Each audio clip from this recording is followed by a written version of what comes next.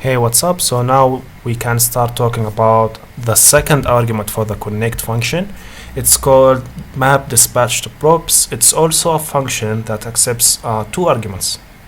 The first one is the dispatch function. This is the same one here. The second argument is the original props passed to this component, just like this one. So let's create this function.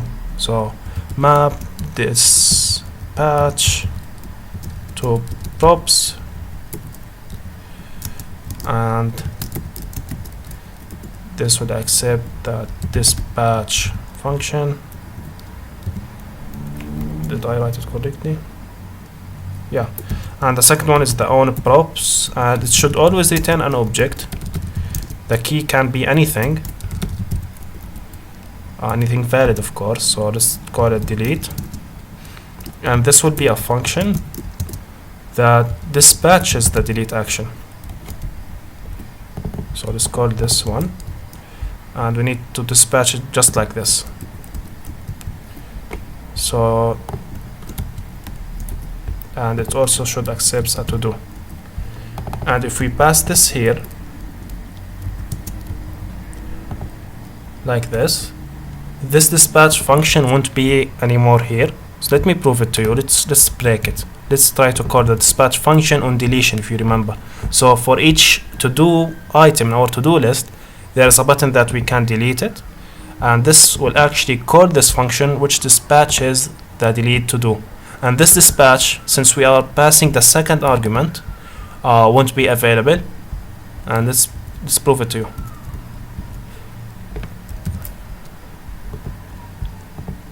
So we create it, everything is fine, but now delete it, it will break because the dispatch is not a function.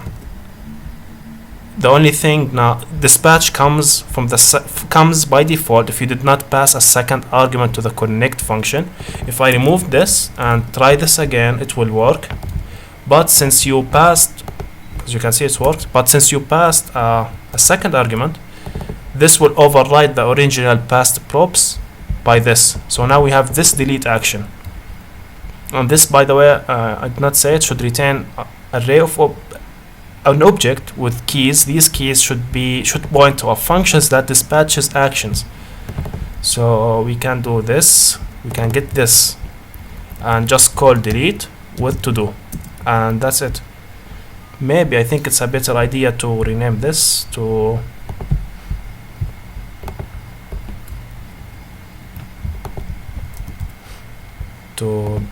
del to do, like this.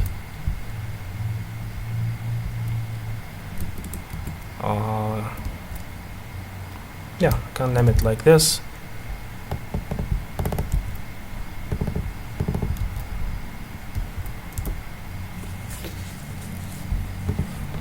Now it should work again.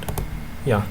But if you are asking what's the point of the mapDispatchToProps, I can just call the dispatch function. If I ignore this second argument, I can just call the dispatch function. But here is the one of the reasons that you should use this. This mapDispatchToProps will always be called in all the components that subscribe to the store, or you can say to the all components that connects with the store if there is a change in the store. So imagine you have like 200 components, maybe 1,000, and all of them, the 1,000 components, are connected with the store.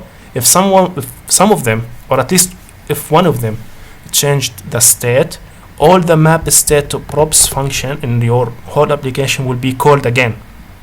If you think about it, this might be expensive to the performance of your application.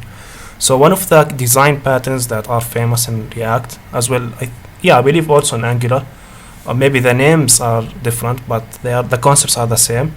That the container components are the representation components.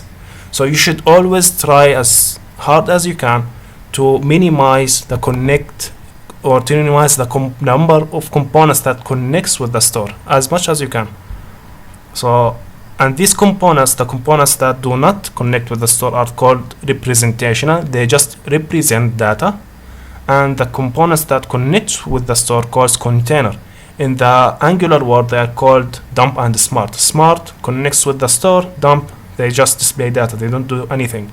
But what this has to do with the mapDispatchToProps, sometimes these representational components needs to dispatch some actions, but since we are not connecting them with the store, we need a way to allow them to dispatch action without being connected, and this is where the mapDispatchToProps comes in. So let's change this to do's into a representational component. We will remove this. So remove it. So it's just a normal React component, and cut these two, put them inside our application like this, in our app.js, sorry. And this will get our to-dos and retain them, since we will pass these to-dos to our to-dos component. And since we added them to the props, we need to destruct them.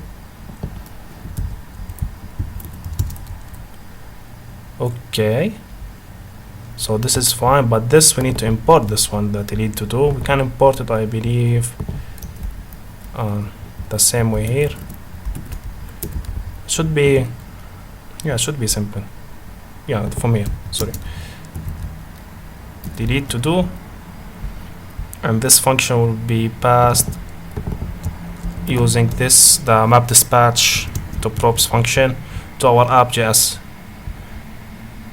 Now, do we use actually the dispatch function? Yeah, we use it here. So this won't be available anymore. So we need to implement the add to do action as well here. This will be a function that accepts, I believe, yeah, it will accept nothing. Or no, it will accept the text, right? Because the text is from the state of this component using the React hooks, but it won't be available inside that function since it's outside the app component. So let me copy this, and we should put it here, and this will be just the text. Now we will destruct this one and the delete to do one.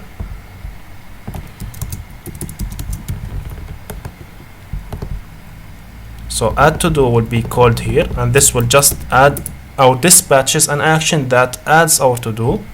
To delete a to do, we need to pass this function as a props to our to do's.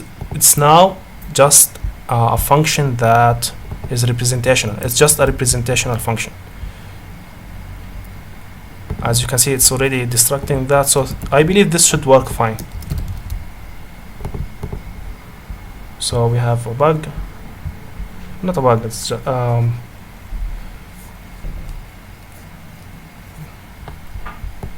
maybe I used something wrong. So this is when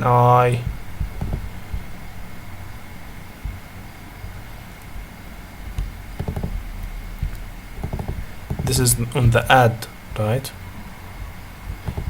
Yeah, my bad.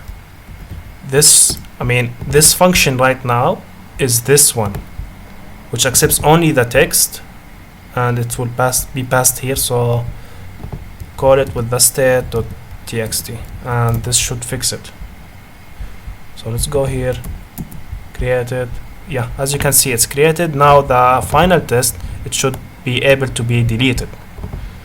So let's go here and delete, and everything is fine, which is nice. So let's do it again and again and again. We can delete them, and that's nice. So just to go over this again, in React we have two types of React and Redux. We have two types of components: representational, which just represent some data, and containers. Containers connects with the store. You need to have as minimum containers as you can. So always minimize the number of containers you have, because this will increase your application performance.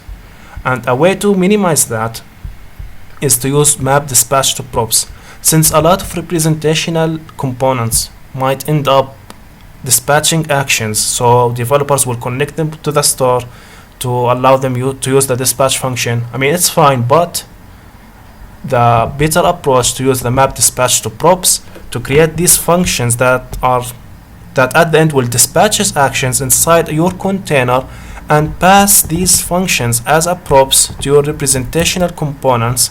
As you can see, if you think this is the function that will be, or this one would be passed to the to-dos component in our case, and this function wraps the dispatch function we extracted from we got from Redux React, right? It's just like a wrapper, and this is actually the function that will be called here. And as you can see, you will just destruct it like any other props, and that's it. And this is how React or representational components in React dispatches actions. I hope this was clear. I hope it's not that confusing. Maybe, yeah, I just hope it was clear. The code is available in a repo, and we will continue talking about other concepts. Thank you.